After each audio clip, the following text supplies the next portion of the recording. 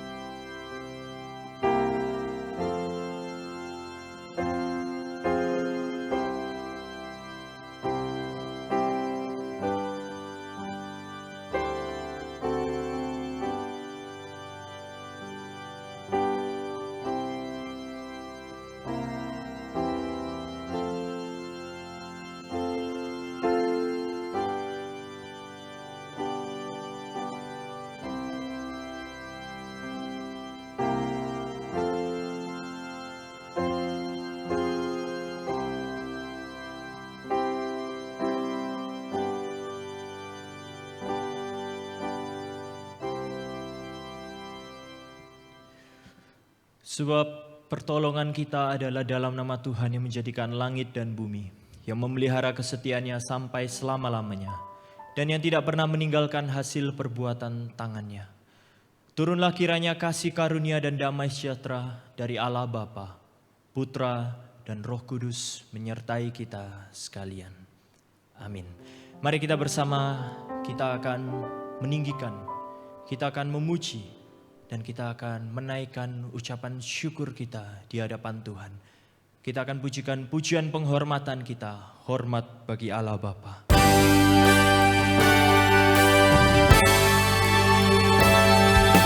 Bersama kita naikkan pujian penghormatan kita dengan segenap hati kita. Naikkan suaramu di hadapan Tuhan. Hormat bagi Allah Bapa. Hormat bagi Allah Bapa. Hormat bagi anaknya, hormat bagi Roh penghibur ketiganya yang esa. Haleluya, haleluya, ketiganya yang esa.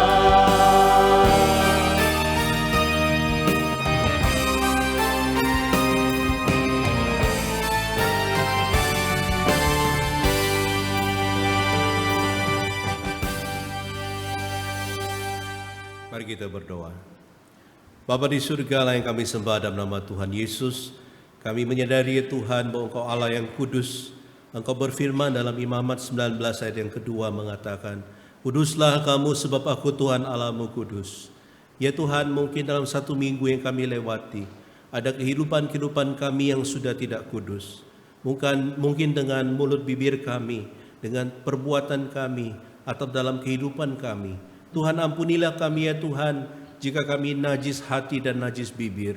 Tolong kami untuk hidup di dalam kekudusan-Mu, untuk sungguh-sungguh memperkenan Tuhan lewat kehidupan kami. Karena itu Tuhan tilik hati kami, ampunilah segala dosa dan pelanggaran kami. Dan kami berdoa bila Tuhan, ibadah kami yang kemudian akan diperkenan oleh Tuhan, menjadi ibadah yang sungguh-sungguh seperti mezbah bakaran yang berbau harum di hadapan Tuhan. Berkatilah jalannya ibadah kami, dan biarlah tidak ada seorang pun yang akan pulang dengan tangan hampa, tapi dikuatkan, diberkati oleh ibadah ini. Terpujilah nama-Mu ya Bapa, demi nama Tuhan Yesus kami berdoa dan mengucap syukur. Amin. Jemaat persilahkan duduk. Sungguh namanya yang mulia, sungguh namanya yang patut kita tinggikan. Biarlah segala yang bernafas di muka bumi ini memuji dan meninggikan nama Tuhan kita. Mari kita bersama, kita akan naikkan, kita akan pujikan pujian.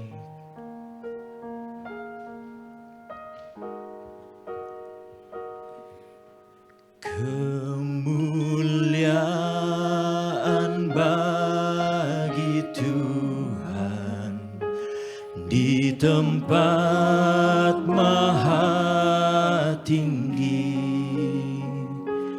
Kau Raja diagungkan dan dipuji.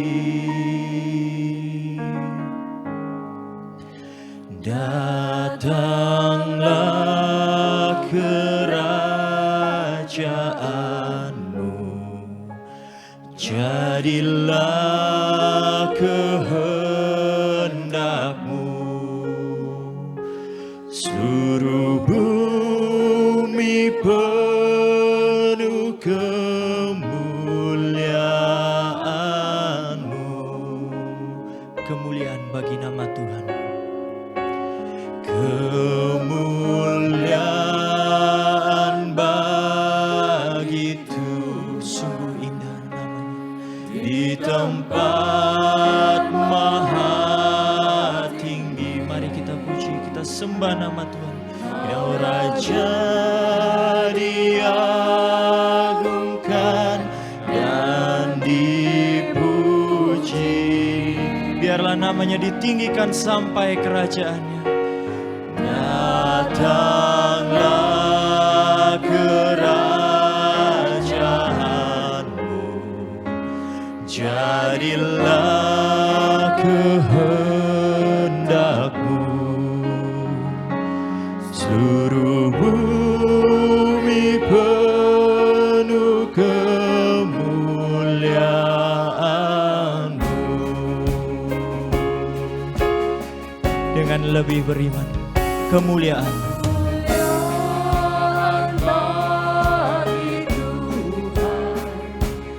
di tempat maha tinggi. Kau Raja diagungkan dan dipuji.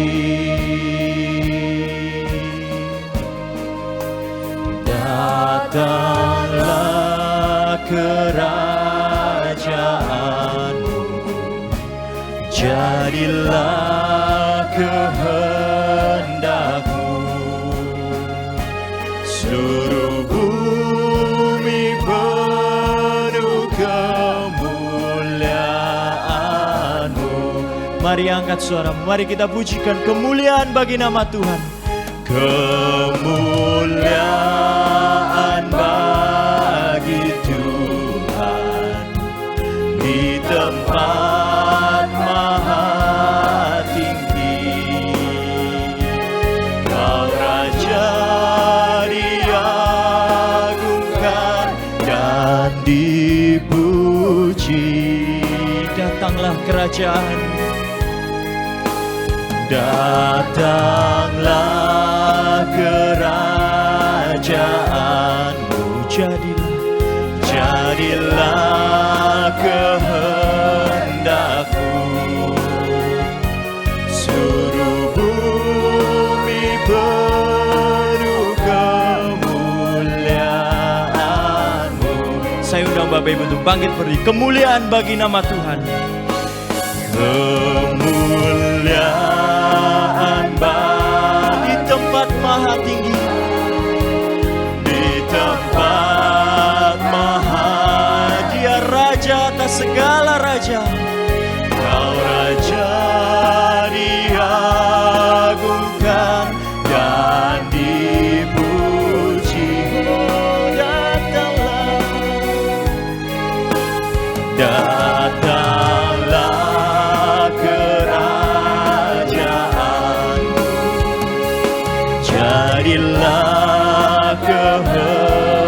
kehendakmu.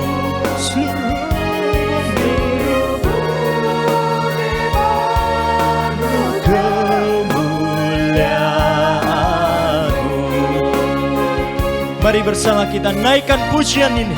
Kemuliaan bagi nama Tuhan. Serukan namanya, dia Raja atas segala raja. Angkat tanganmu, angkat suaramu. Kau Raja diagungkan dan dipuji.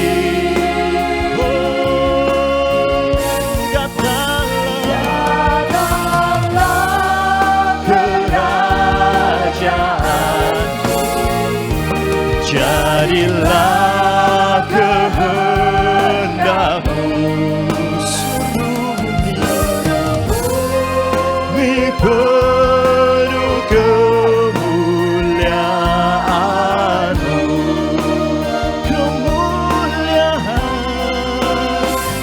kemuliaan bagi Tuhan di tempat maha tinggi.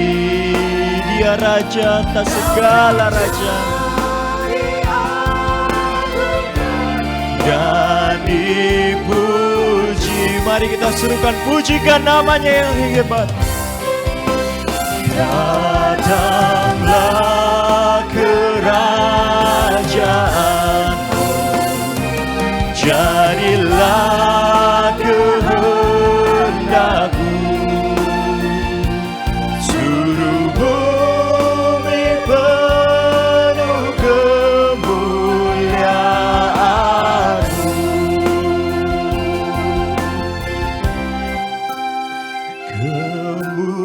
Kemuliaan bagi Tuhan di tempat maha tinggi. Kau Raja diagungkan dan dipuji.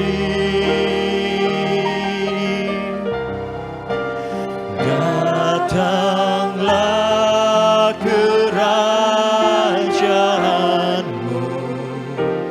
jadilah kehendak-Mu.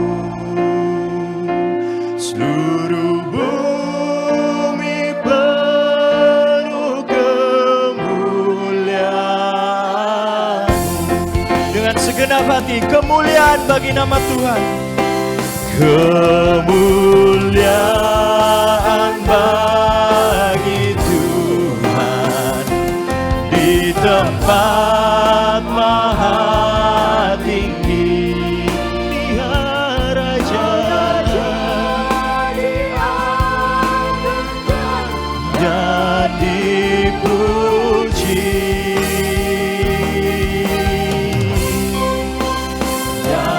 Datanglah kerajaan-Mu, jadilah kehendak-Mu. Seluruh bumi penuh kemuliaan, seluruh bumi penuh kemuliaan-Nya. Seluruh bumi penuh kemuliaan-Mu. Seluruh bumi penuh kemuliaan-Mu. Seluruh bumi penuh kemuliaan-Mu.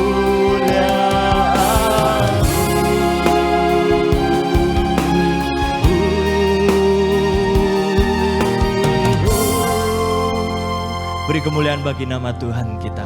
Jemaat dipersilahkan duduk. Siap memuji nama Tuhan kita lebih dalam lagi? Yang siap boleh lambaikan tangan. Syukur ya, syukur bagi nama Tuhan kita. Kita memiliki Allah yang hidup. Kita memiliki Allah yang sungguh luar biasa, sungguh baik dalam kehidupan kita.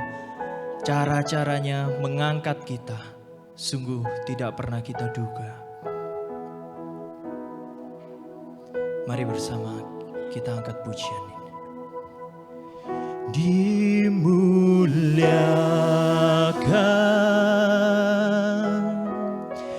ditinggikan,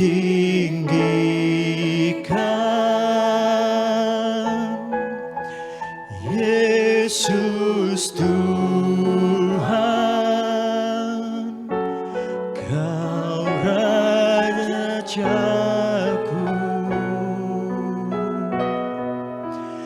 yang bertata,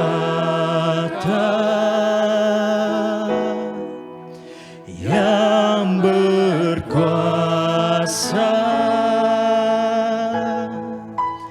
Yesus Tuhan, Kau Rajaku.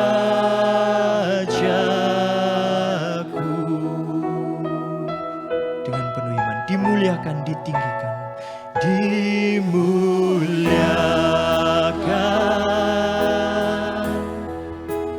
ditinggikan,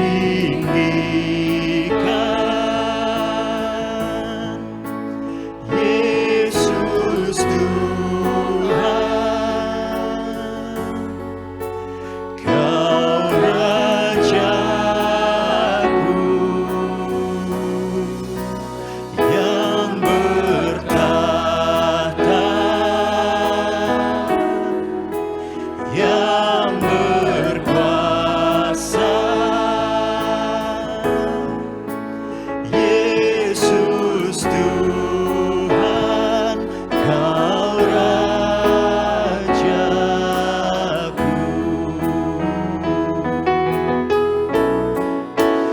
Dimuliakan, ditinggikan, ditinggikan,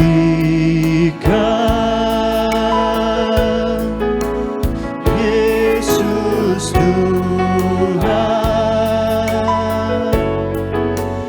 Kau Rajaku yang bertata, Dia yang berkuasa, yang berkuasa, Dia Raja atas hidup kita, Yesus Tuhan, Kau Rajaku. Kita ulangi pujian ini, ditinggikan, dimuliakan, ditinggikan,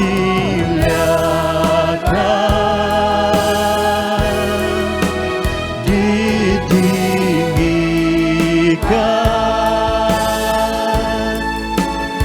Yesus Tuhan, Kau Rajaku. Naikkan suaramu, naikkan di hadapan Tuhan.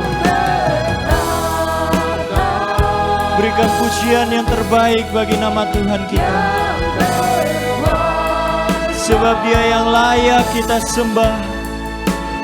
Yesus Tuhan, Kau Rajaku. Saya undang Bapak Ibu untuk bangkit berdiri. Kita naikkan, kita muliakan nama Tuhan kita. Muliakan, ditinggikan, oh Yesus Tuhan, Tuhan, Kau Rajaku yang bertata, Dia yang berkuasa, yang berkuasa, Dia Tuhan dan Rajaku. Tuhan, Kau Rajaku. Oh, dimuliakan, dimuliakan, ditinggikan, oh Yesus, Yesus Tuhan, Kau Raja.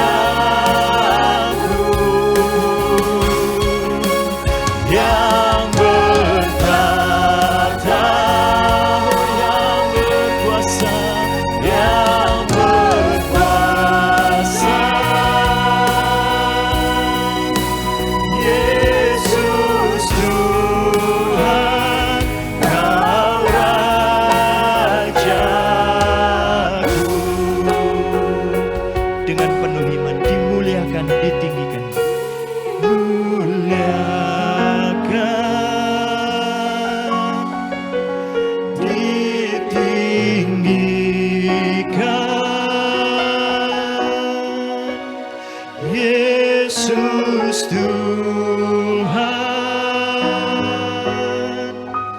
Kau Rajaku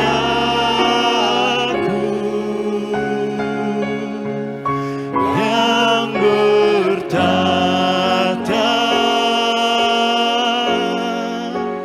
yang berkuasa. Yesus Tuhan, Kau Rajaku. Sekali lagi, dimuliakan, ditinggikan, dimuliakan. Angkat suaramu, angkat tangan, ditinggikan.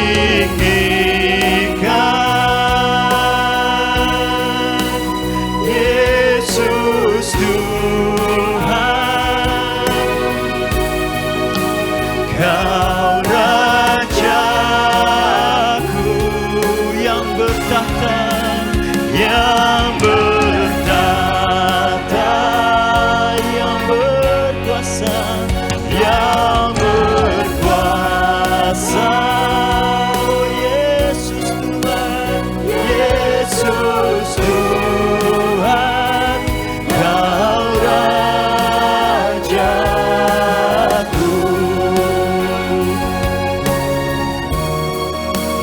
Yesus Tuhan, Kau Rajaku.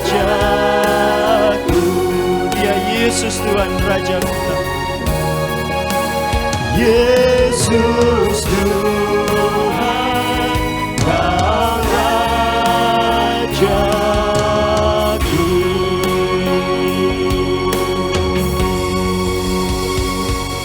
Jemaat, silakan duduk. Firman Tuhan kita hari ini akan dilayani oleh hambanya Evangelis Sulaiman. Mari bersama kita memfokuskan diri kita, memfokuskan hati dan pikiran kita untuk kita boleh mempersiapkan diri kita dalam menerima firman Tuhan. Sungguh caranya yang luar biasa. Tuhan mengizinkan segala sesuatu terjadi di dalam kehidupan kita. Namun percayalah bahwa Tuhan memiliki jaminan yang kekal bagi kehidupan kita.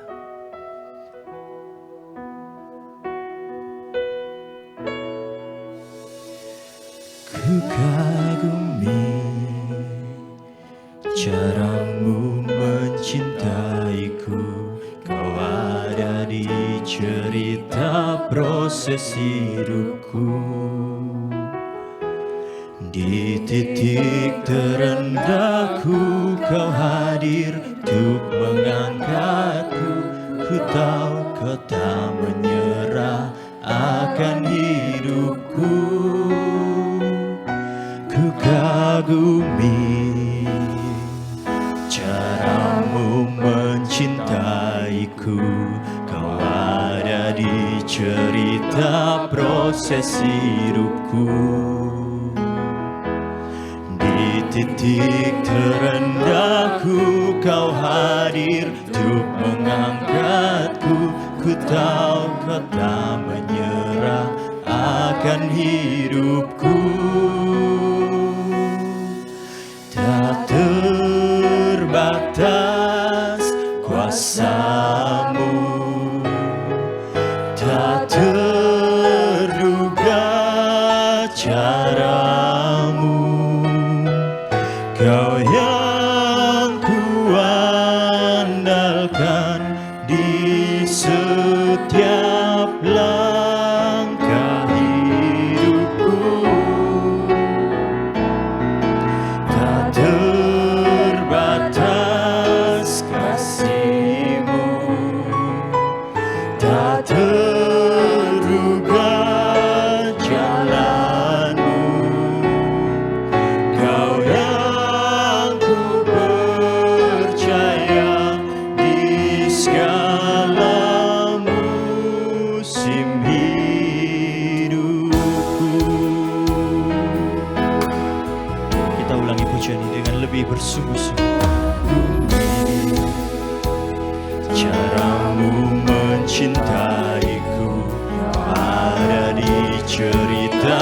proses hidupku. Di titik terendah, di titik terendahku, Kau hadir untuk mengangkatku. Ku tahu Kau tak menyerah akan hidupku.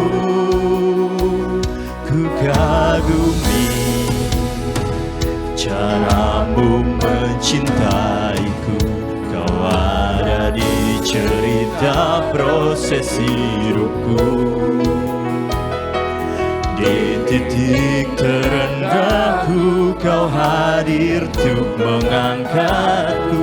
Ku tahu Kau tak menyerah akan hidupku. Tak terbatas kuasa-Mu, tak terduga cara-Mu.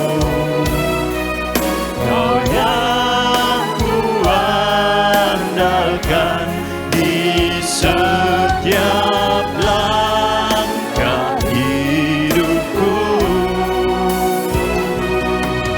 Tak terbatas kasih-Mu, tak terduga jalan-Mu. Kau yang ku percaya di segala musim hidupku. Tak terbatas, tak terbatas kuasa-Mu, tak terduga cara-Mu. Kau yang kuandalkan di setiap langkah hidupku. Tak terbatas kasih-Mu, tak terduga jalan-Mu. Kau yang ku percaya di segala musim hidupku. Saya undang Bapak Ibu untuk bangkit berdiri. Cara-Mu mengangkatku, cara-Mu mengubah hatiku, cara-Mu menuntunku.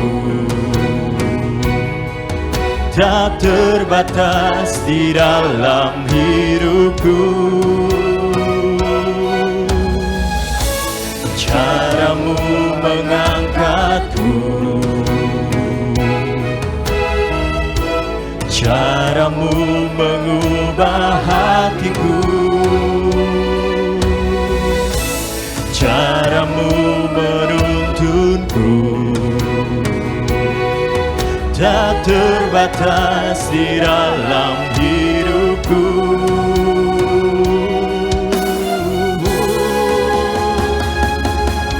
Tak terbatas kuasa-Mu, tak terduga cara-Mu. Kau yang kuandalkan di setiap langkah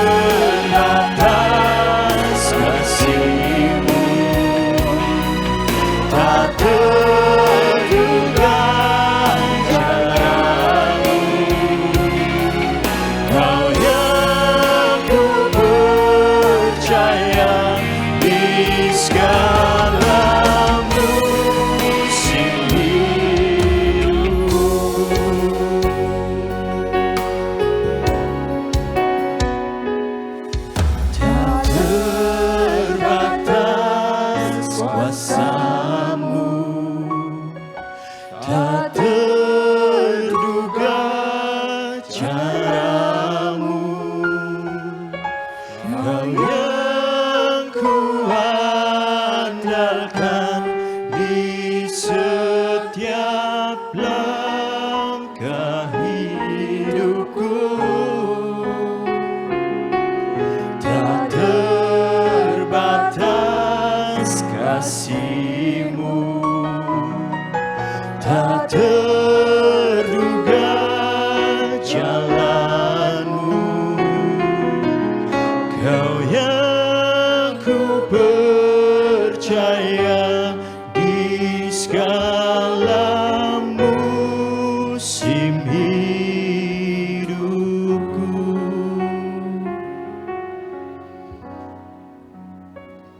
Mari kita berdoa. Bapa di surga, terima kasih untuk Alkitab yang Kau berikan bagi kami sebagai penuntun dan terang bagi kaki kami melangkah.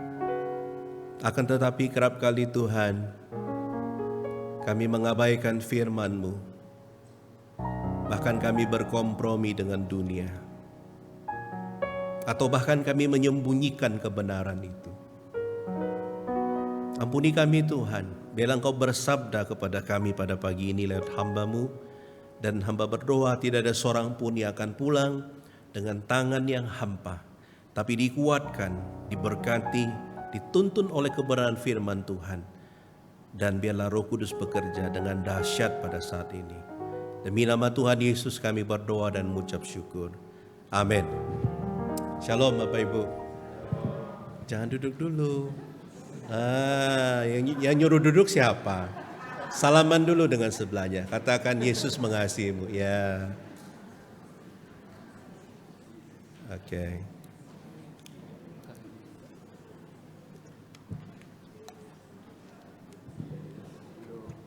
Sudah ya. Silakan duduk. Oke, bagaimana kabar Anda hari ini? Woi. Sing luar biasa yang tengah toh. Apa kabar saudara hari ini? Luar biasa. Mukanya oke lah ya. Sebelah sini apa kabar? Baik ya. Ada sedikit masalah ya. Makanya tidak luar biasa. Bapak Ibu, apapun yang kau alami, katakan pada dirimu, Tuhan itu baik. Amin. Baik enggak Tuhan? Saya hari ini sebenarnya hampir tidak bisa khotbah. Jumat kemarin saya ambruk saudara ya. Saya bingung. Tambah mau usia 50, tambah sakit-sakitan. Tapi itulah hidup saudara. Every life have a step ya. Setiap hidup itu ada langkahnya, ada fasenya. Jadi ibaratkan buku, tuh matiin dulu Shopee-nya. Tak tunggu ya. Nah saudara, lewat kesempatan ini saya sebenarnya happy sekali menyapa saudara, berkhotbah kembali, menyampaikan firman Tuhan. Dan pagi ini tema kita adalah menemukan kejernihan spiritual. Artinya lewat khotbah ini kita akan melihat bagaimana kita bisa dengan mata rohani kita melihat satu kebenaran dari Tuhan. Dan kebenaran itu yang menyinari hati kita. Sehingga hidup kita itu baik dan berjalan di dalam jalan Tuhan ya. Nah karena itu saya mengajak saudara, kalau sudah siap mendengarkan firman Tuhan, nah saya minta kerjasamanya ya. Ketika firman Tuhan diberitakan, kalau Anda tidak terlalu penting untuk keluar, jangan keluar. Setuju? Bikin perjanjian dulu nih ya. Oke, kalau memang kebelet silakan, tapi kalau enggak jangan. Terus yang kedua, HP simpan ya kalau sudah baca Alkitab, oke? Nah, jangan ngelirik-ngelirik. Setuju? Ini perjanjian kedua. Perjanjian ketiga, barang siapa melanggar, dia bersedia dihukum Tuhan. Ya, artinya tidak sungguh-sungguh ya. Kenapa saya katakan begini? Selama 6 bulan saya jadi jemaat dan saya tidak berkhotbah. Dan saya mengamati dari belakang. Dan juga banyak CCTV yang memberitahu kepada saya. Dan itu kalau dibiarkan Anda berjalan menuju kepada jurang maut. Nah, sebagai gembala itu punya beberapa alat ya. Salah satunya adalah tongkat ya, yang ujungnya begini. Nah, itu fungsinya adalah dikalungkan di lehernya dan ditarik ke jalan yang benar. Oke? Nah, sekarang saya sedang pakai tongkat yang bengkok itu. Ya. Nah, tapi kalau rodok nakal-nakal, saya keluarkan alat yang kedua, yaitu apa? Gada. Oh, lek gada ini cuma main-main. Kalau kena itu hancur kepalanya ya. Nah itu. Tapi ada gembala tertentu yang suka hanya menggunakan alat musiknya. Tereng, kecapi, reng. Jemaatnya turu-turu semua ya, dibuai oleh keenakan begitu ya. Tapi ingat bahwa ikut Tuhan selalu ada salib yang harus dipikul. Amin. Jadi kalau ikut Tuhan tuh enak toh, itu namanya bukan ikut Tuhan, ikut hantu saudara ya. Karena itu bukan realita kehidupan ya. Kembali kita bahas mengenai tema ini, menemukan kejernihan spiritual, artinya bagaimana kita rindu untuk sungguh-sungguh menemukan Tuhan dalam hidup kita, dan Tuhan itulah yang menuntun kita. Nah, dasarnya adalah kita buka di dalam Lukas 11 ayat 33 sampai ayat yang ke-36. Kalau sudah dapat kita baca sama-sama ya. 1, 2, 3.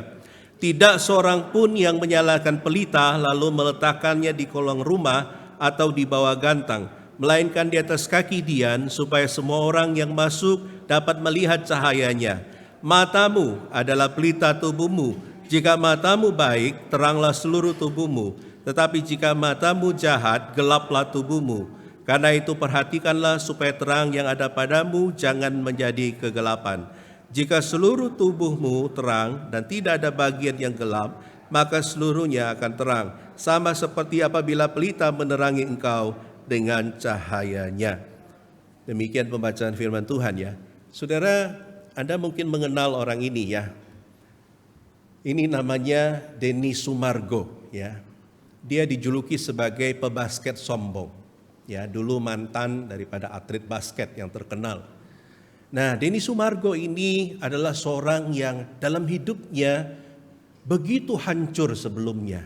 Dikatakan dia bahkan hidupnya begitu bejat, banyak dia melakukan free sex, kemudian dia di dunia gelap dan lain sebagainya. Bahkan katanya dia belajar ilmu hitam begitu ya.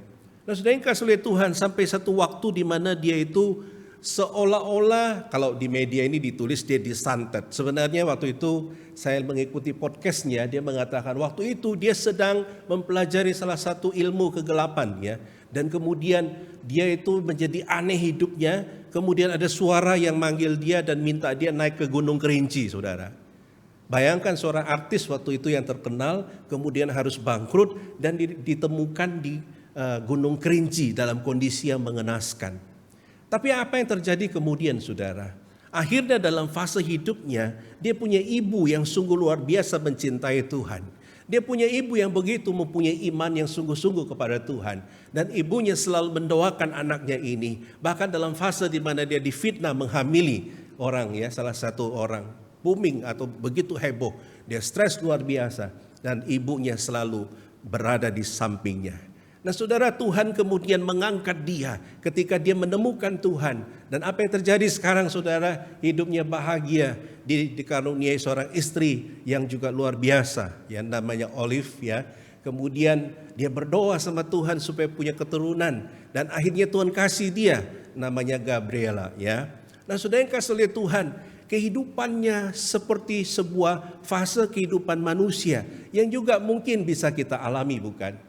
Tapi yang ingin saya garis bawahi adalah orang ini akhirnya menemukan satu kejernihan spiritual, menemukan Tuhan di dalam hidupnya. Dan ketika dia menemukan Tuhan, ada satu perubahan, transformasi dalam hidupnya yang membuat Denny Sumargo yang dulu berbeda dengan sekarang. Sama saudara, permisi bertanya, bagaimana dengan kehidupan kita? Kalau kita ikut Tuhan, dari awal kita ikut Tuhan, lalu tidak ada kita menemukan Tuhan dan tidak terjadi perubahan dalam diri kita, berarti mungkin saja kita tidak menemukan Tuhan atau kita menemukan yang lain, saya tidak tahu begitu ya. Dan ini yang perlu kita renungkan ya.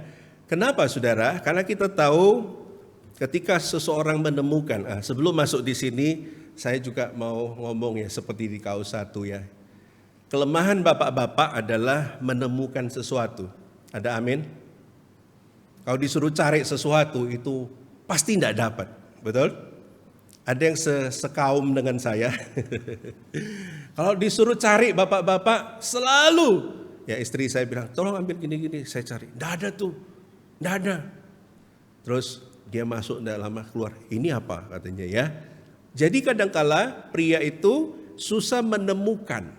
Punya mata tapi susah menemukan. Itu pria. Makanya sekarang karena dia tahu kelemahannya itu ya, dia menggunakan voice ya. Jadi yaitu apa?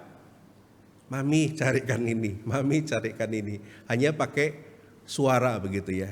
Kenapa? Karena mata ini sangat penting sebenarnya. Orang boleh cantik, orang boleh mengalami fisiknya bagus, tapi kalau matanya tidak berfungsi, itu juga kadangkala menjadi sesuatu yang menghalangi hidupnya ya. Tapi yang paling penting adalah saudara, ada pepatah mengatakan bahwa ketika orang jatuh cinta, prosesnya adalah dari apa?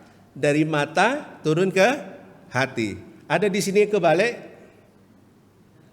Misalkan Pak Agus dari hati ke mata misalkan. Kan tidak mungkin ya. Waktu Pak Agus dulu ketemu sama almarhumah Bu Susi ya, itu lihat duluan, betul gak ya? Nah, bohong kalau orang bilang, aku lihat hatimu yang baik. Pret. Ya. Kenapa saudara? Orang tuh suka gombal gitu ya. Saya paling tidak suka orang gombal itu ya. Kadang kalau terlalu saya yang nonton di TV itu pengen tak matikan TV-nya. Kenapa saudara? Orang pertama pasti lihat fisiknya bukan? Ya. Nah, mata turun ke hati. Itu proses cinta. Sama ketika kita menemukan Tuhan, itu juga kita melihat dari mata kita. Mungkin sebelum kita percaya, kita lihat ada orang yang hidupnya bagus sekali. Mungkin kita melihat kesaksian hidup tetangga kita atau teman kita dulu. Misalkan Bapak Ferdinand ini karena badannya besar ya. Mungkin dulu teman SD saya, dia sering membuli saya misalkan.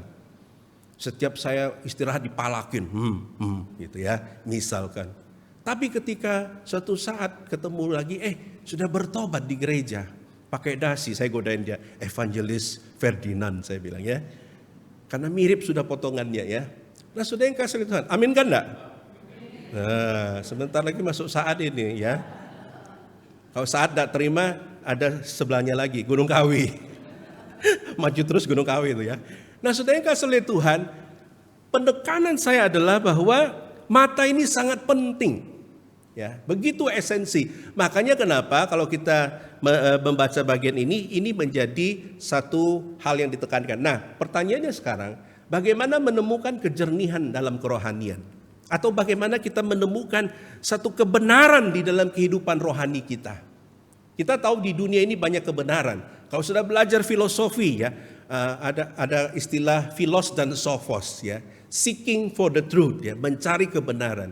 Kalau kekristenan bukan lagi seeking for the truth, tapi kita sudah finding the truth, sudah berada di dalam kebenaran itu. Saudara dan saya bukan lagi sedang mencari kebenaran, tapi kita sudah berada dalam kebenaran itu karena apa? Karena Yesus adalah jalan dan kebenaran dan hidup ya.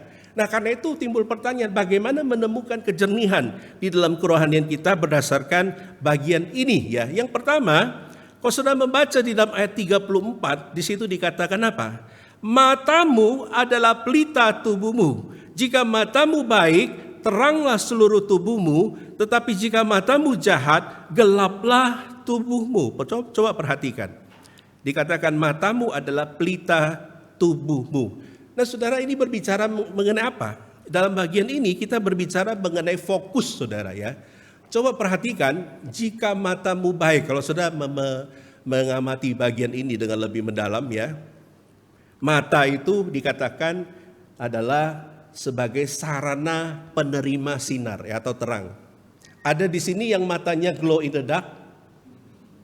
Mati lampu tiba-tiba misalkan matanya Yogo. Teng gitu. Nah, berarti Yogo itu keturunan werewolf ya. Karena hanya werewolf yang matanya bisa glow in the dark begitu ya. Nggak bisa saudara. Mata kita adalah reflektor ya. Jadi kita merefleksikan. Nah saudara yang kasih lihat Tuhan, itu berarti mata adalah penerima terang.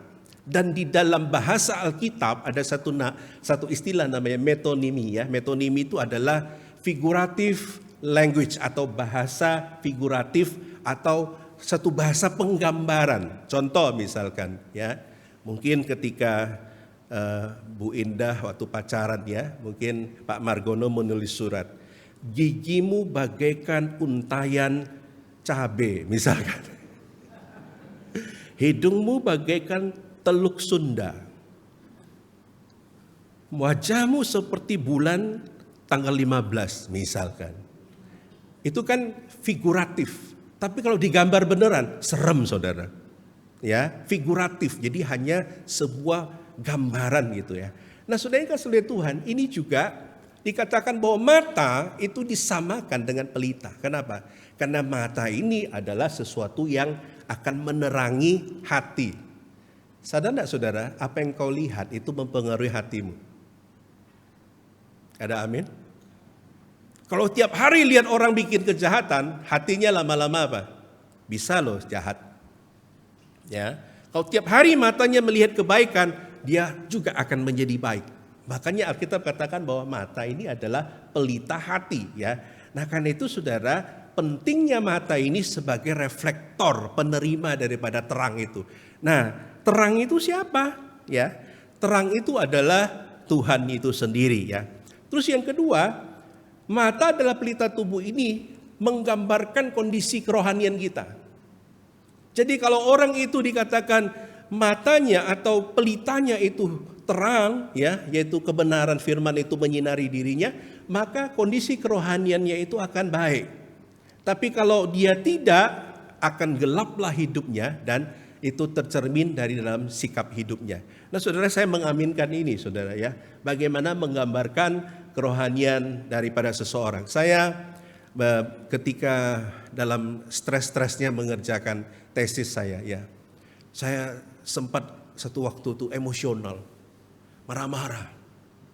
Terus istri saya bilang, kamu kok berbeda, kok tidak seperti biasanya. Biasanya kayak orang Solo gitu maksudnya ya. Itu fitnah itu.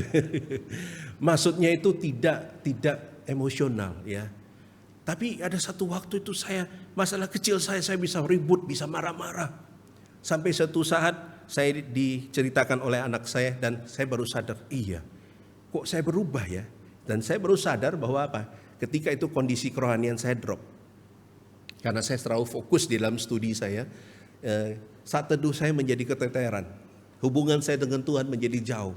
Nah saudara yang kasih oleh Tuhan, itu terefleksi dalam hidup saya. Sehingga apa? Satu kali sampai saya pernah marah itu, saya mengeluarkan kata-kata yang tidak pernah saya ucapkan sepanjang dalam pernikahan kami. Dan istri saya langsung kaget. Mungkin dalam hatinya berpikir, apakah ini suamiku? Kenapa suamiku berubah? Ya. Nah saudara yang kasih oleh Tuhan, kuncinya atau akarnya adalah karena mata saya itu diwarnai dengan kegelapan. Artinya bahwa ketika itu saya tidak mempunyai suatu hubungan yang baik dengan Tuhan. Saya mempunyai suatu kehidupan yang jauh dari Tuhan. Dan saya mewarnai otak saya, hati saya dengan suatu pengetahuan akademis. Dan akhirnya apa saudara? Saya akhirnya menjadi orang yang very mean atau kasar begitu ya. Nah saudara yang kasih oleh Tuhan, itu berarti kalau kita mau menemukan kejernihan di dalam kehidupan kerohanian kita, maka kita harus punya pelita yang menerangi. Dan kalau berbicara mengenai terang, itu selalu mengacu kepada Kristus. Di dalam Yohanes 8 ayat 12 mengatakan, akulah terang dunia. Barang siapa mengikut aku, ia tidak akan berjalan dalam kegelapan, melainkan ia akan mempunyai terang hidup. Artinya saudara, kerap kali kita lupa bahwa apa yang kita pegang itu adalah sesuatu yang menyinari hidup kita, pelita dalam hidup kita. Itulah kenapa orang Kristen harus mempunyai terang, yaitu apa saudara? Kebenaran firman Tuhan, ini terang kita yang menuntun kita ya. Nah karena itu saudara yang kasih oleh Tuhan, firman Tuhan ingin mengatakan mata adalah pelita tubuh. Nah nun sewu sekarang, bagaimana kondisi pelita hidupmu? Apakah kerohanianmu biasa-biasa saja? Kapan terakhir engkau masih tetap saat teduh? Oh salah pertanyaannya. Apakah engkau masih saat teduh? Itu toh ya. Ada yang mengatakan, Pak saya saat teduhnya bolong-bolong. Oh puji Tuhan saya bilang. Karena masih bolong-bolong. Bolong-bolong itu artinya ini satu, ini kosong. Ini satu, ini kosong. Tapi yang celaka, gimana saat teduhmu? Ompong, Pak. Kalau ompong itu berarti ini satu, ini hilang, ini satu lagi gitu ya. Itu berarti saudara celaka, itu sudah red alert ya. Kalau orang sudah tidak pernah saat teduh, baca firman sudah tidak pernah, di rumah tidak ada penyembahan, mesbah keluarga sudah tidak pernah, berdoa dengan pasangan sudah tidak pernah. Ngomong-ngomong kemarin saya bimbing pranikah, ada 3 pasang ya. Saya tanya, gimana PR kemarin? Saya suruh mereka kalau ketemu gandeng tangan terus pray together, doa bersama.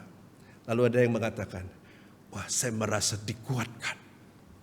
Ya, jadi ada a new power gitu ya, ada kekuatan yang baru. Coba saudara praktekkan ya dengan istrimu, kalau engkau dalam kesesakan. Saya sama istri kalau saya dalam kesesakan, saya selalu bilang, doakan saya, doakan saya. Istri saya pasti doakan, atau kami berpegang tangan dan kita doa sama-sama. Saudara praktekkan ya. Jangan saudara mengatakan, Pak aku wis tuwek, nanti pegangan tangan lah malu. Ada yang mengatakan, Pak aku ini kan tinggal sendiri, tidak punya pasangan, masa aku pegang tiang ya kan. Nah bukan itu poinnya. Poinnya adalah engkau harus punya partner ya, punya teman di dalam engkau menguatkan dirimu lewat doa. Nah karena itu sudah yang kasih oleh Tuhan, itulah pelita yang menerangi kita, yang membuat kita itu bisa tetap on the right track. Nah karena itu Bapak Ibu yang dikasih oleh Tuhan, kalau engkau menganalisa kerohanianmu, lihat dari beberapa gejala tersebut ya. Nah saudara, menarik untuk disimak. Ayat ini di dalam versi King James ya, dalam versi Inggris yang kuno ya, dia menuliskan begini, the light of the body is the eye. Therefore, when thine eye is single, thy whole body also is full of light ya. Nah saudara, apa maksudnya?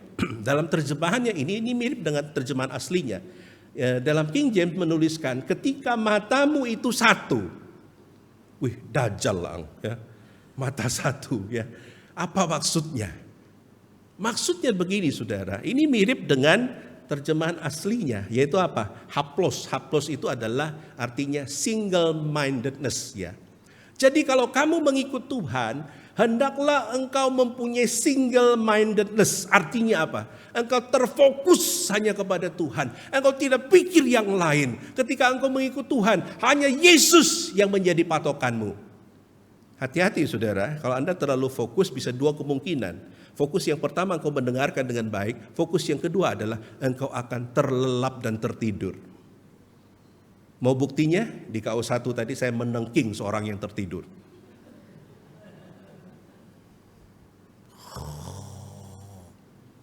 Saya langsung teriak, bangun. Dia langsung begini ya. Kenapa saudara? Karena orang kalau suka tidur di ruang ibadah. Nah perhatikan sekarang, lihat sebelahnya. Kalau ada yang tidur gini, bangun Pak Aman ngomong. Perhatikan, kalau orang suka tidur di dalam ruang ibadah, itu berarti matamu sedang dalam kegelapan. Iblis pakai itu untuk apa? Engkau supaya tidak menerima kebenaran. Supaya engkau tetap dalam gelap. Sehingga kau datang ke gereja bertahun-tahun, yang kamu ingat cuma apa? Mimpimu. Karena engkau tidak dengar firman di gereja, tapi engkau bermimpi karena tertidur. Saya mau katakan, firman Tuhan katakan, kalau matamu itu tidak terfokus hanya kepada Tuhan, maka engkau tidak akan bisa mempunyai kehidupan rohani yang baik. Kalau hidupmu tidak hanya terfokus kepada Tuhan. Kenapa? Ini berbicara mengenai bagaimana kita mengutamakan Tuhan. Bagaimana kita menjadikan Tuhan sebagai satu-satunya yang kita pikirkan, yang kita hidupi, yang kita turuti dalam hidup kita. Nah kerap kali saudara, orang selalu mengatakan, aku orang Kristen. Sadar enggak? Kristen itu artinya apa? Little Jesus. Ya, little Jesus itu artinya apa? Engkau adalah cerminan dari Yesus. Kalau kita menjadi little Yesus, berarti apakah hidup kita seperti Yesus? Itu yang menjadi pertanyaan, ya. Nah, oleh karena itu saudara, dalam poin yang pertama ini firman Tuhan katakan, kalau kamu ingin menemukan satu kehidupan kerohanian yang jernih, maka engkau harus selalu fokus kepada Tuhan. Apapun yang terjadi dalam hidupmu, engkau tetap fokus kepada Tuhan. Kenapa? Karena iblis tidak akan membuat engkau fokus. Buktinya apa? Ada orang kalau dengar firman Tuhan itu, kursinya itu kayak ada paku gitu ya. Teret, teret, tenet. Ketika dengar firman Tuhan tuh kayaknya panas gitu ya. Kayak orang mengalami kuasa kegelapan gitu ya. Saya mau katakan kalau kamu fokus kepada Tuhan, iblis tidak akan tinggal diam. Engkau akan dibuat supaya engkau out of focus, memikirkan yang lain, ya. Ketika kau dengar khotbah, tiba-tiba kau memikirkan, nanti pulang enak nih makan nasi padang ini. Minum jus apokat, enak sekali tuh. Terus nanti habis itu aku pulang, aku mau tidur siang. Nanti bangun aku mau pesen pisang goreng sama kopi panas. Enak sekali hidup itu. Sehingga yang terjadi apa saudara? Out of focus. Engkau memikirkan yang kau ingini, bukan yang Tuhan ingini. Ingat loh ya, waktu Tuhan atau firman Tuhan diberitakan, itu berarti apa? Engkau sedang mengisi bahan bakar pelitamu. Pelitamu itu sedang diisi. Nah kalau waktu diisi, engkau merem, apa yang terjadi saudara? Yang tidak akan diisi, pelitamu itu akan kosong. Kemarin saya bawa mobil Innova ya, yang adalah warisan dari gereja itu ya. Tiba-tiba itu meterannya itu H, biasa kan C atau di tengah-tengah. Itu H ya. Itu mobil sudah mau meledak saudara. Ya. Jadi karena radiatornya itu bermasalah, bocor dan lain sebagainya, airnya kering, lalu itunya H ya. Anda bayangkan tiba-tiba Anda baca berita telah terjadi ledakan di mobil seorang gembala GKLN Rungkut dan meninggal dengan sadisnya. Kan tidak lucu begitu ya. Tapi ketika saya melihat itu, cepat-cepat saya matikan ya. Kemudian saya isi air lagi. Nah, tapi poin saya adalah kadangkala kita ini harus sungguh-sungguh menyadari bahwa saudara? Kita jadi orang Kristen selalu ada penghalangan atau iblis tidak akan tinggal diam. Ya, waktu itu saya mau pergi ada acara ya pelayanan juga itu Tuhan selalu memberikan saya hikmat ya. Tapi intinya bahwa iblis tidak akan tinggal diam. Nah karena itu saudara, satu pikiran fokus ini menjadi sesuatu yang bisa membuat kita menemukan kebenaran yang sesungguhnya di dalam Yesus Kristus ya. Kenapa saudara? Ketika mata kita fokus pada Kristus, maka seluruh tubuh kita juga akan mendapatkan cahaya yang terang. Nah, permisi bertanya, apa fungsi terang? Regu A? Apa fungsi terang? Wis aku tak boleh. Apa fungsi terang? Makanya pelajaran fisika jangan bolos. Apa fungsi terang? Bodoh wae. Apa fungsi terang? Menerangi kegelapan. Aku tahu kalau itu. Betul. Kalau ini tidak ada terang, kita tidak tahu bahwa botol ini kayak unyil lucu gitu ya. Kalau gelap ya. Tapi hebatnya manusia, meskipun mati lampu, gelap segelap-gelapnya, Anda bisa makan dengan memasukkan garpu itu atau sendok itu tepat kepada posisinya. Itu hebatnya manusia. Kenapa? Karena sudah terlatih berpuluh-puluh tahun, betul enggak? Tapi fungsi terang adalah mengungkapkan sesuatu. Itu berarti kalau saudara misalkan diterangi oleh kebenaran firman Tuhan, itu berarti saudara dibukakan. Oh ternyata aku tadi begini. Misalkan ya, tadi Anda datang ke gereja, Anda kan macak ya. Lalu di gereja ini gelap misalkan. Tiba-tiba lampu itu terang, tring. Lalu Anda temannya lihat saudara, tring. Dan kemudian dia berteriak, kenapa? Karena Anda bedaknya ketebalan. Artinya apa saudara? Fungsi terang itu mengungkapkan kebenaran. Mengungkapkan fakta. Jadi firman Tuhan itu diibaratkan seperti terang itu. Yang mengungkapkan ini loh salahmu, loh kamu harusnya begini loh, kondisimu begini loh. Itulah kenapa saudara itu disebut sebagai cahaya yang memberikan kebenaran itu. Tapi kebenaran itu sakit, betul enggak? Saya pernah bercermin ya. Saya bilang, aduh ini perutku kok enggak kecil-kecil ini ya. Tiba-tiba saya pergi ke satu museum. Cerminnya itu hebat. Saya kelihatan langsing saudara. Lalu saya berkata, ini cermin saya butuhkan di rumah. Tapi saya mau tanya, itu benar apa tidak? Yang salah cermin tahu salah saya? Salah dua-dua, betul ya? Nah saudara, kadang kita suka yang begitu kan? Cermin yang membohongi kita seneng kan? Tapi kalau cermin yang mengungkapkan, waktu kita cermin ya, misalkan cermin bisa ngomong, kamu hari ini menjadi gemuk 3 on. Bajumu dulu tidak segini, sekarang tidak muat lagi misalkan. Kita akan marah-marah. Kenapa saudara? Karena mengungkapkan fakta. Sama, ini firman menelanjangi kita. Dan inilah pelita dan cermin yang membuat rohani kita harusnya bertumbuh. Tapi kadangkala kita malas baca. Kadangkala kita malas saat teduh. Kenapa saudara? Karena firman itu menegur kita. Kenapa the satanic aliran gereja setan itu selalu menentang Alkitab? Karena mereka selalu dilarang sesuatu yang mereka kehendaki tidak diperbolehkan. Nah, sudah yang kasih oleh Tuhan. Karena itu ini yang sangat penting. Nah, kira-kira berapa tahun yang lalu ya, tepatnya 2004 ya, saya pertama ke Surabaya. Ada seorang majelis yang menemani saya jalan-jalan. Pak, ayo biar tahu Surabaya, keliling-keliling. Saya dibawa jalan. Dan kalau ke Surabaya, orang tuh suka ngerjain ya. Pertama kali saya dibawa itu ke jalan apa? Jalan Pulau Banda atau Jalan Nias itu ya. Yang banyak wanita jadi-jadian itu loh. Ya, jalan apa itu? Nias ya? Irian Jaya. Oh iya. Ada yang alumni di situ? Saya dibawa ke situ, saudara. Pak, kita jalan-jalan Surabaya. Iya, saya dikerjain. Dibawa ke Jalan Irian itu yang banyak wanita jadi-jadian. Saya lihat, ceweknya kekar-kekar tuh. Ya, ternyata itu cewek jadi-jadian. Oke. Lalu hari selanjutnya saya dibawa kemana saudara? Ke salah satu pantai di Surabaya yang ada tempat ibadah itu. Nah di situ saya lihat, saya foto-foto. Tapi ada satu yang menarik saya saudara. Ketika saya melihat orang lagi beribadah itu ya. Ada seseorang yang lagi beribadah, lalu sambil pegang HP gini. Ya, dia beribadah, dia pegang HP. Lalu saya lihat, pingin tak foto sungkan gitu ya. Lalu maksud saya mau tak jadikan ilustrasi ya. Nah saudara, lalu saya tertawa dan berkata, mending orang Kristen dong kan, ibadahnya khusyuk dan lain sebagainya. Tapi dalam perenungan saya selanjutnya, saya berpikir, ada enggak orang Kristen yang lagi ibadah sambil main HP?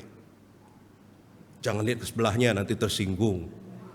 Ada enggak orang Kristen yang ibadah sambil main HP? Ada enggak? Sungguh mati ada. Ada enggak orang itu di dalam ruangan ini? Banyak. Jangan lihat nanti dia tersinggung ya. Kalau kita ngomong kita lebih baik, jujur enggak loh. Saya menertawakan orang itu yang ibadah sambil iya mungkin ada order gitu ya. Dia lagi sembahyang tiba-tiba sambil ya nanti saya kirim sambil Nah, saya mau tanya, apakah orang Kristen bisa demikian? Ini menjadi cerminan bagi kita saudara, bagaimana hidup kita. Kalau kita mengatakan kita lebih baik dari dunia ini, buktikan. Saya ingat waktu di Betani Nginden ya, Presiden Jokowi mau datang. Waktu Presiden mau datang saudara, tidak pernah dalam sejarah jemaat Betani begitu luar biasa ramenya dan luar biasa disiplinnya. Setengah jam, 1 jam sebelum Jokowi datang, itu jemaat sudah penuh. Waktu Jokowi masuk, ditepuk itu banyak jemaat, hamba Tuhannya komplit. Saya mau tanya, kalau Jokowi tidak datang, jemaat datang kira-kira beda 1 jam sebelum ibadah, sungguh mati fitnah itu. Ya, setengah jam, iya yang bertugas. Jemaat biasa datangnya jam berapa? Pak, saya on time. Betul, dia jujur. On time itu artinya apa? Mari kita bedah kata ini ya. On artinya apa? On itu di atas. Time itu apa? Waktu. Ya. Orang selalu menerjemahkan tepat waktu ya. Oke, itu terjemahan pertama. Tapi kalau versi saya, on time itu artinya di atas waktu. Jadi Anda selalu lewat. Ya, ada yang mengatakan, Pak, saya tadi datang loh sebenarnya jam 9.15. Oh iya, dari rumah, Pak. Jadi rumahnya di Citraland. Dia datang jam 9.15. Ini contoh ekstrimnya. Jam berapa dia nyampe ke Rungkut? Hampir bubar sudah ini. Ya, artinya bahwa saudara, lewat mimbar ini saya sudah banyak mendapat masukan dari jemaat. Pak, tolong diingatkan, tolong diingatkan. Ibadah kita jam berapa Bapak Ibu? 9.15. Dengarkan baik-baik. Sekarang banyak jemaat itu pakai ilmu ninja. Tahu ilmu ninja? Salah satu ilmu ninja adalah dia melemparkan sejenis bubuk, ting, lalu dia menghilang. Nah, itu yang terjadi dengan jemaat. Ketika ibadah dimulai 9.15, itu yang hadir cuma 25%.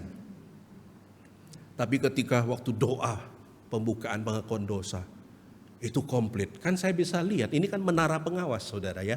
Kelihatan semua ini loh. Sampai gigi Anda itu gosok gigi apa enggak saya tahu. Ya, clear, kelihatan sekali.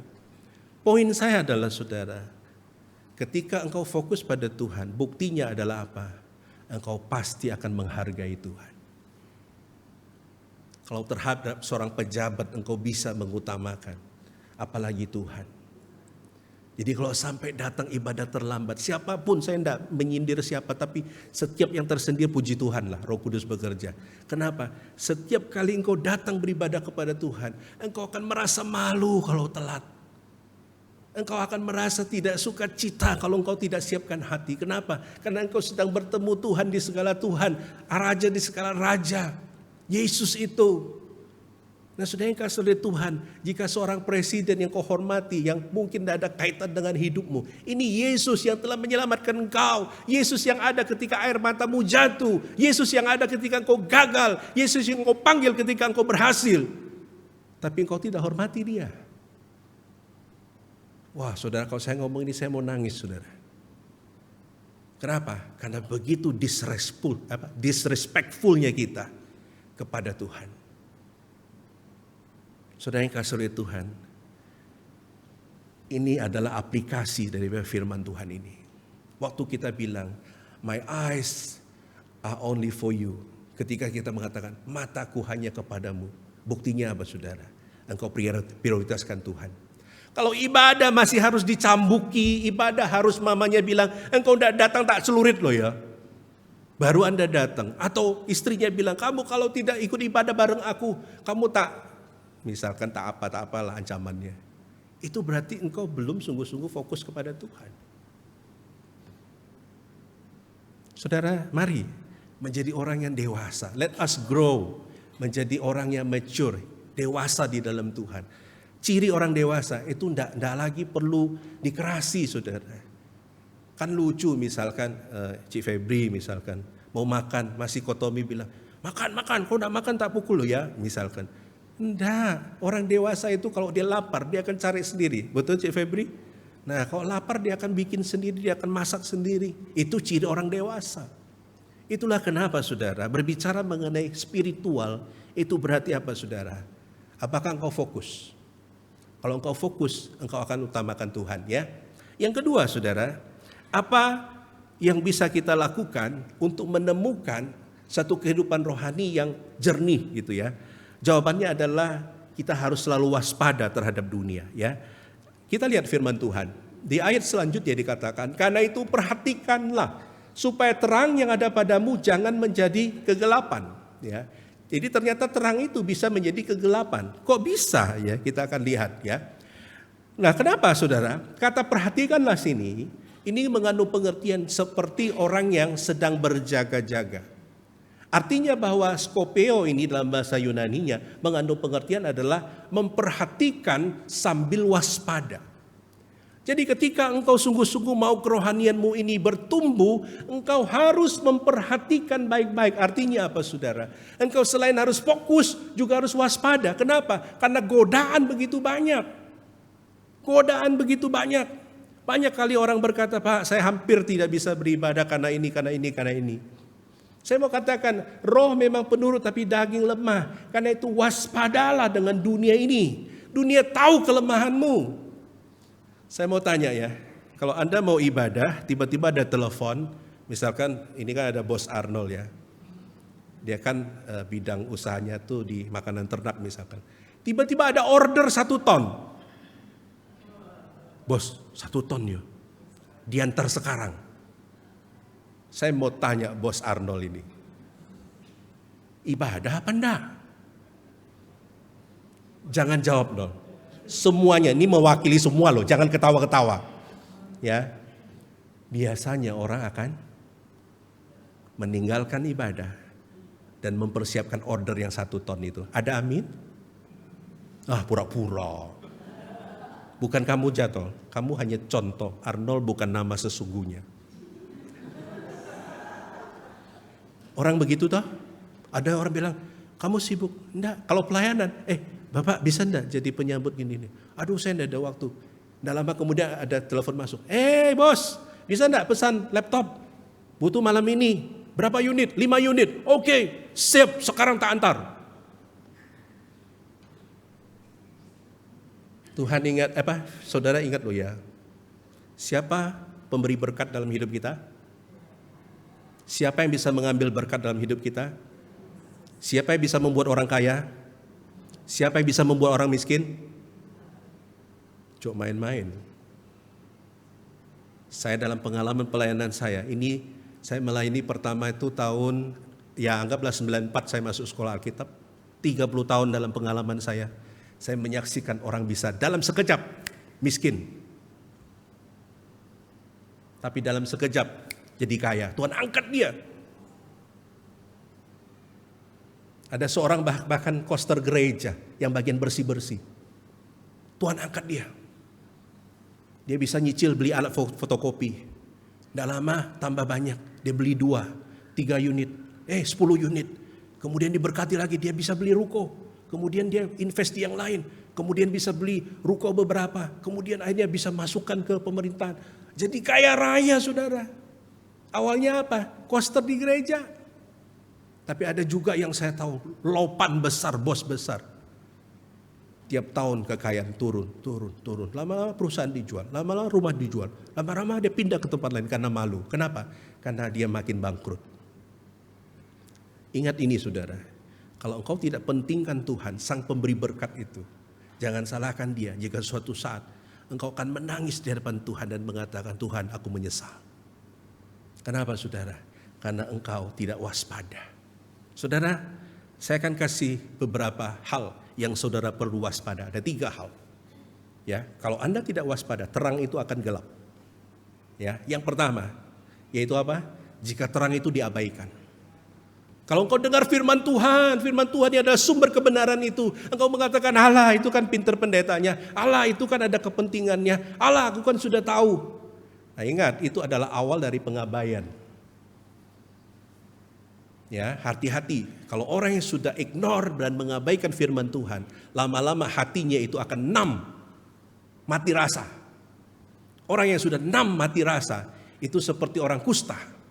Orang kusta dalam fase hidupnya, kalau dia sudah parah kustanya, itu akan mati rasa.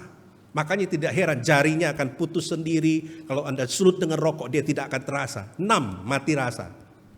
Nah orang Kristen yang sudah mati rasa ini, hati-hati saudara. Setiap engkau dengar firman tidak mempan mengubah hidupmu. Dan selalu kau berkata, itu bagus untuk si A, itu bagus untuk si B. Tapi bukan untuk saya. Sampai hari ini saya sebagai hamba Tuhan, sebenarnya saya lebih senang dengar khotbah. Jadi 6 bulan saya cuti kemarin itu indah sekali hidup saya saudara. Saya selalu dapat berkat lewat firman Tuhan. Tapi kan tidak bisa begitu. Lama-lama enjoy tidak mau khotbah begitu kan. Nah saudara yang kasih oleh Tuhan, Anda harus bersyukur kalau saudara diingatkan. Jangan mengabaikan, itu yang pertama. Yang kedua, jangan mengkompromikan. Firman Tuhan jelas ngomong misalkan, janganlah terang bersatu dengan gelap. Saudara tahu cari pasangan hidup harus seiman. Saudara mengatakan, ya coba-coba Pak, siapa tahu saya bisa menangkan dia bagi Tuhan. Saya mau tanya, kalau engkau menangkan pacarmu, biasanya, misalkan yang wanita non-Kristen, yang pria yang Kristen. Biasanya yang menang yang mana? Orang yang tidak mengenal Tuhan, itu seolah-olah berada di bawah. Orang yang percaya Tuhan levelnya di atas. Ini seolah-olah ya. Kalau misalkan yang di bawah narik yang ke atas dengan yang di atas narik ke bawah, lebih kuat yang mana? Yang di atas narik ke bawah atau yang bawah narik yang di atas supaya turun? Pak Yudi bilang yang di bawah, karena saya percaya Pak Yudi berkecimpung di bidang itu. Ya, kalau yang lain belum tentu. Ya betul lah, kalau saya narik misalnya Pak Christian di atas. Kalau dia mau menarik yang di bawah, misalnya Bu Putu mau ditarik, bisa. Meskipun berjeri lelah. Tapi kalau misalkan Bu Putu di bawah mau narik Pak Christian, bisa. Kalau dia tarik tidak bisa, dia gandol. Tarik-tarikan. Terus akhirnya jatuh yang di atas. Artinya apa saudara? Jangan sombong, jangan menguji Tuhan. Engkau tahu engkau tidak akan bisa berhasil, engkau coba Tuhan. Jangan mencobai Tuhan. Ini namanya apa? Kompromi. Ketika sudah lama pacaran, baru akhirnya tidak mau dimenangkan, tidak mau percaya. Lalu tanya hamba Tuhan, gimana Pak? Dia tetap tidak mau percaya. Tinggalkan, jangan pacar, jangan jadikan dia istrimu. Tapi tidak bisa Pak, perasaan kami sudah dalam. Kami ini seperti koin yang tidak bisa dipisahkan. Dialah Romeo dan saya Juliet. Itu salah siapa? Salahnya sendiri. Karena itu Bapak Ibu yang dikasih oleh Tuhan, jangan kompromi. Dan yang ketiga, terang itu bisa hilang, bisa menjadi gelap. Kalau apa? Sembunyikan. Jadi orang Kristen pokoknya tahu kebenaran. Ya, kebenaran itu dirinya aja lah. Ikut Tuhan berpuluh-puluh tahun, istrinya belum dimenangkan, anaknya belum dimenangkan.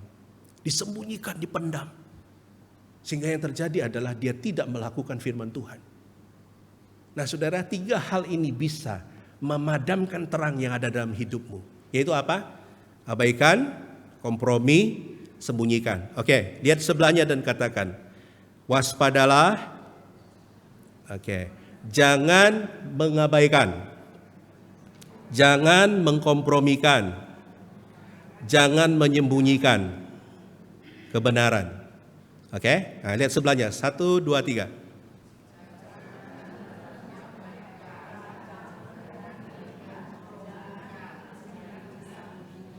Oke, saya dengarnya kok jangan lodeh, jangan asem, sing genah ya. Jangan diabaikan, artinya jangan sampai engkau mengignore. Kira-kira dari 3 ini paling banyak orang melakukan yang mana? Kayaknya berimbang ya. Mungkin dia tidak mengabaikan, tapi dia kompromi. Mungkin dia tidak kompromi tapi dia sembunyikan. Kan prinsip hidupnya, yang penting saya sudah percaya. Peduli amat dengan orang lain. Saya tidak mau ganggu orang, orang jangan ganggu saya. Kalau lu ganggu gua bacok lo. Kan prinsip orang begitu sekarang. Saya mau katakan saudara, 3 hal ini bisa memadamkan. Sehingga apa? Perlu waspada. Ya. Roh memang penurut tapi daging lemah. Nah, karena itu saudara, agar terang itu tetap bersinar, kita harus selalu datang kepada Tuhan.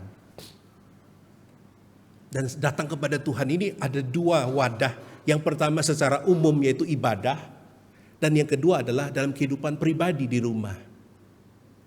Ya, makanya saya bilang permisi bertanya, gimana kehidupan saat teduh pribadimu? Gimana penyembahanmu di rumah? Bagaimana engkau memuji Tuhan di rumah? Ya. Apa bunyi kaset di mobilmu? Ojo dangdut tok. Isine ojo apa itu? Bunga matahari yang bersinar. Apa itu? Lagu apa itu? Saya sering dengar lagu itu ya. Ya, lagu-lagu yang top, tapi lagu rohaninya tidak ada. Ya, makanya pernah saya ketemu jemaat waktu saya numpang mobilnya. Saya dengar dari jauh kok, lagunya heavy metal. Waktu saya masuk langsung dia sweet, lagu paduan suara. Suci, suci, suci. Saya berpikir kenapa engkau menjadi begitu kosmetik imanmu. Bahkan ada jemaat, bukan di sini sih, dulu pelayanan. Saya telepon, ini siapa?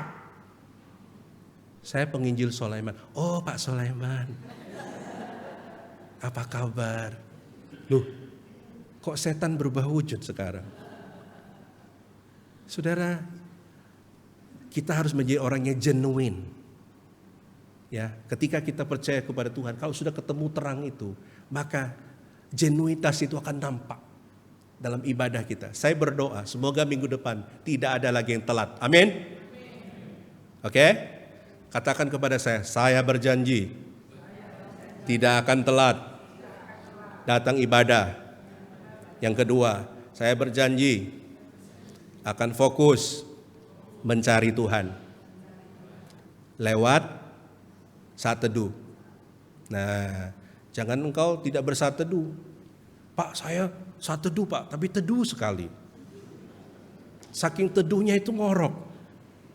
Ya, hati-hati saudara. Karena itu ini, kalau kamu mengatakan Tuhan, aku mau waspada, aku selalu mau fokus, maka engkau akan mencari Dia. Ya, mencari Dia sungguh-sungguh. Saya kadang sangat bangga ayai ya. Ibadah jam 9.15, sebelum jam 9 mereka sudah standby di luar. Dan saya tidak temukan itu di golongan yang lebih muda ya. Sorry to say ya. Itu fakta. Jadi saudara, saya berdoa semoga minggu depan terjadi kebangunan rohani. Amin. Supaya datang lebih awal, menikmati ibadah ya. Dan yang paling penting adalah bertemu dengan Yesus Juru Selamat itu ya. Lukas 11 ayat 36 mengatakan, jika seluruh tubuhmu terang dan tidak ada bagian yang gelap, maka seluruhnya akan terang. Sama seperti apabila pelita menerangi engkau dengan cahayanya ya. Jadi hidup dalam kebenaran itu sama dengan hidup disinari atau disinari oleh terang ya. Kenapa? Karena Yesus itu diibaratkan seperti pelita itu ya. Pelita yang menyinari kita ya. Kan Kak Nesin pernah sharing ya di kampungnya kalau pakai pelita itu ya. Itu sama dengan kampung saya ya. Tapi di kampung saya itu botolnya tidak pakai merek-merek tertentu ya. Sembarang botol yang penting beling. Ya. Nah, itu nanti dibolongi tutupnya, dikasih sumbu, kasih minyak ya. Nah, itu biasanya kalau dinyalakan bukan saja hidung hitam, itu sak rumah itu hitam saudara ya. Bahkan seragam saya itu di SD dulu itu agak kekuning-kuningan saudara ya. Kenapa? Karena kena asap dan kalau di sana itu seringkali pakai obat nyamuk yang lingkar itu loh. Tahu? Masih ada di Surabaya? Siapa tahu di Surabaya kayak camilan gitu kan. Itu bikin baju putih jadi agak kuning. Artinya apa saudara? Kalau pelita ini dinyalakan itu terang. Dan itu menjadi berkat untuk orang bisa belajar, baca dan lain sebagainya. Poin saya adalah saudara, kalau Yesus adalah pelita yang menyinari hati kita, berarti kita harus membiarkan terang itu menyinari. Kalau ada firman itu yang berbicara kepada kita, buka hati. Ya, buka hati. Tuhan berbicaralah. Tuhan, aku siap berubah. Kiranya firman Tuhan memberkati kita dan kita sungguh-sungguh endingnya adalah 2 kunci yang membuat kita bisa menemukan kerohanian yang sungguh-sungguh murni dan jernih. Yang pertama, fokus. Fokus apa? Kepada Kristus. Dan yang kedua, waspada. Waspada kepada apa? Dunia. Jangan mudah jatuh ya, sehingga kerohanian kita hanya tertuju kepada Tuhan Yesus. Mari kita berdoa.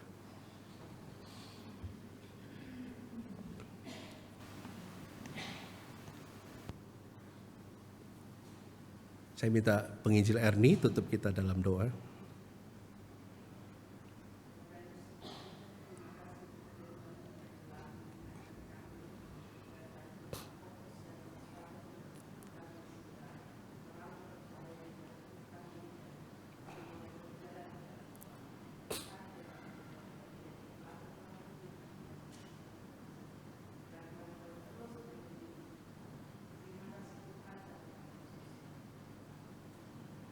Mari kita bangkit berdiri. Yesus, Yesus, dengar doaku.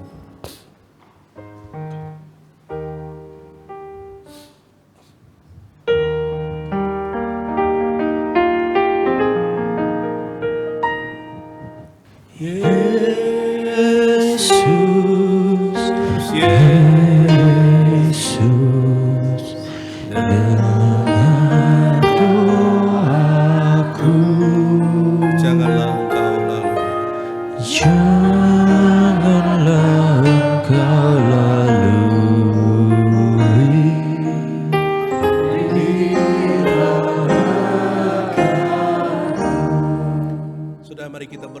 untuk diri kita masing-masing. Sebagaimana firman Tuhan berkata, jika terang itu menjadi gelap, maka gelaplah hidupmu.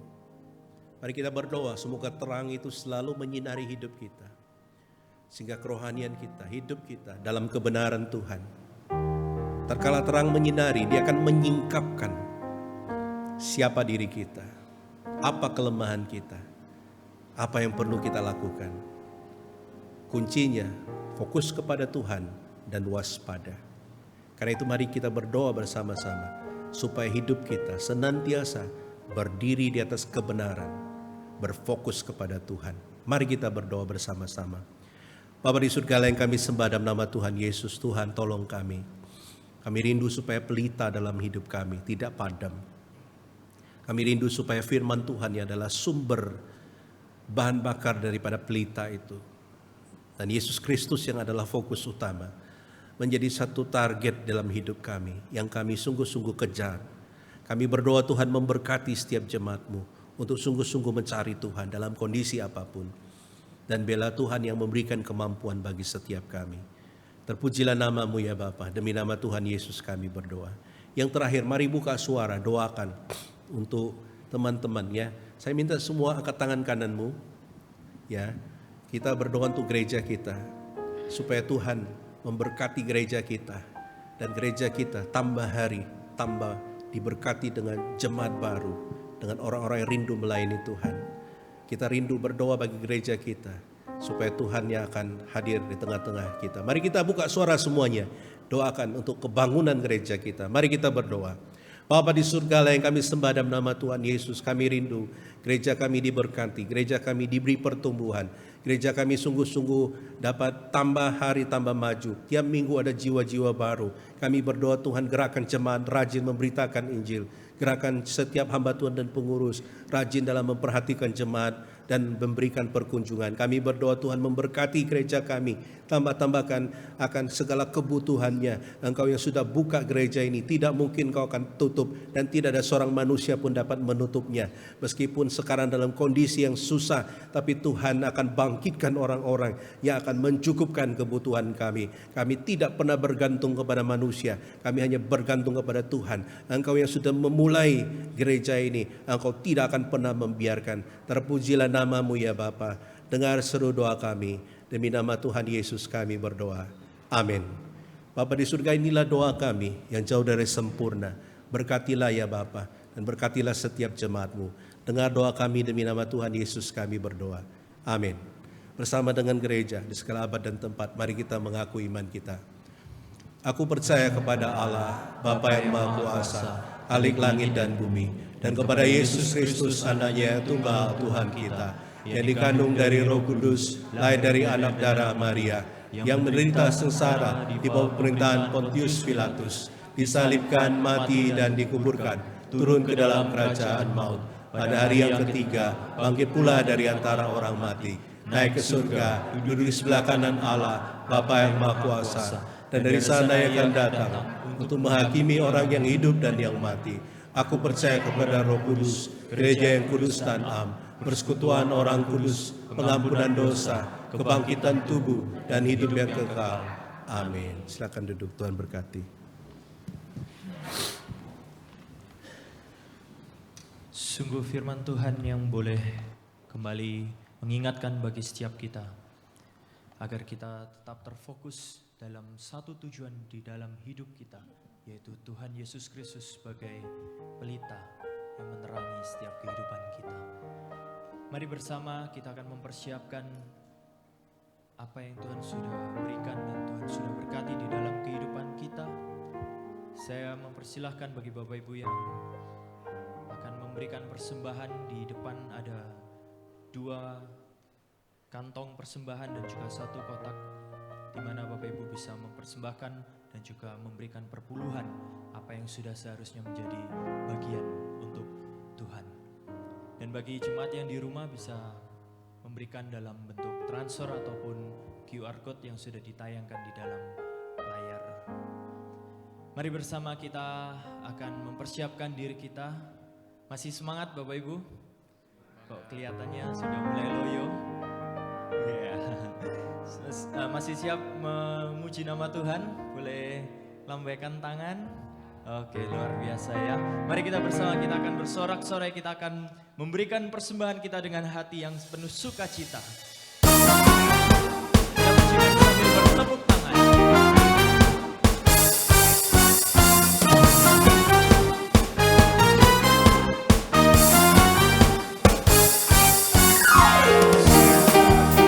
Syukur hanya bagimu Tuhan, sebab Kau yang layak dipuja. Kami mau bersorak, tinggikan nama-Mu. Haleluya. Segala puji syukur, segala puji syukur hanya bagimu Tuhan, sebab Kau yang layak dipuja. Kami mau bersorak, tinggikan nama-Mu.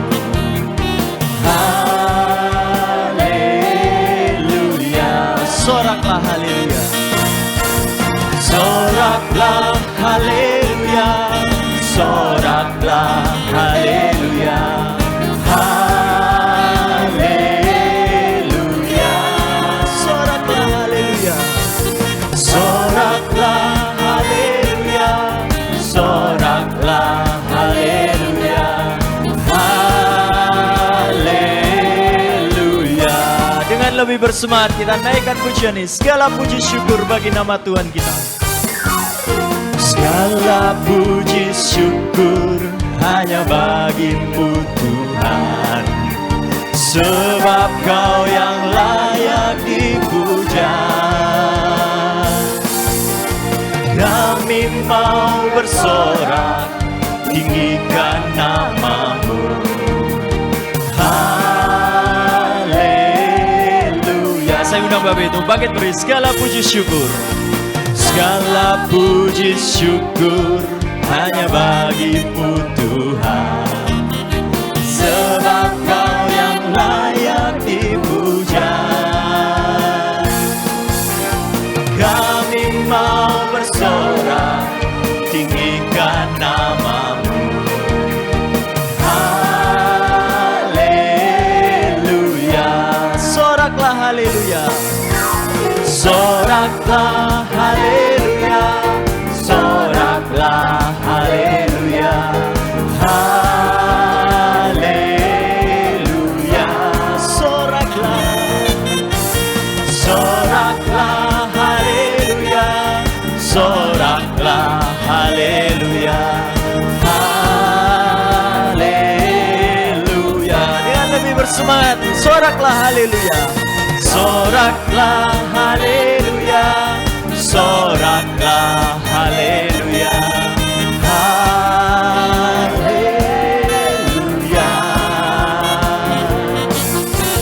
Soraklah haleluya. Soraklah haleluya. Haleluya. Sambil bertepuk tangan, soraklah haleluya. Soraklah haleluya. Soraklah haleluya. Haleluya. Soraklah haleluya. Soraklah haleluya. Soraklah haleluya. Haleluya. Sekali lagi soraklah haleluya. Soraklah haleluya. Soraklah haleluya. Haleluya. Soraklah. Soraklah haleluya. Soraklah haleluya. Haleluya.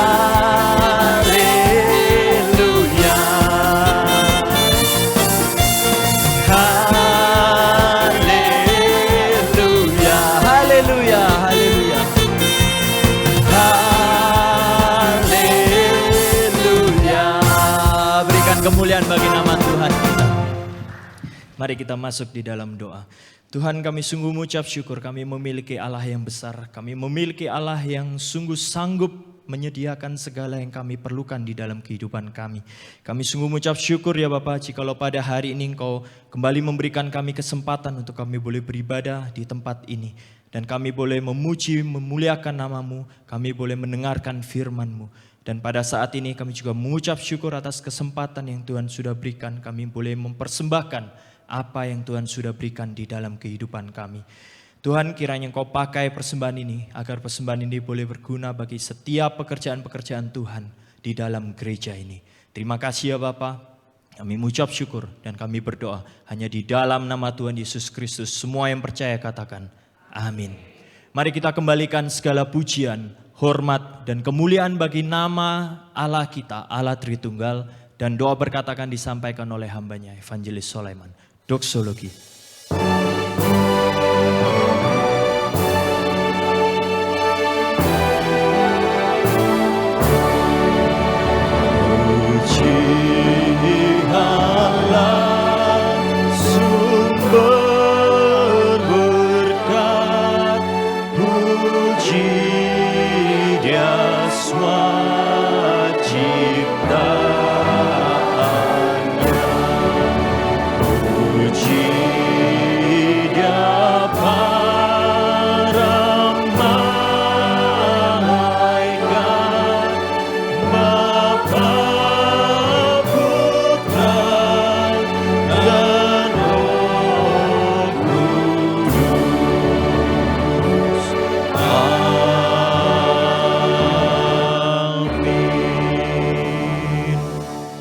Jemaat yang dikasihi oleh Tuhan, pulanglah, lakukanlah kebenaran firman Tuhan, dan terimalah berkat daripadanya.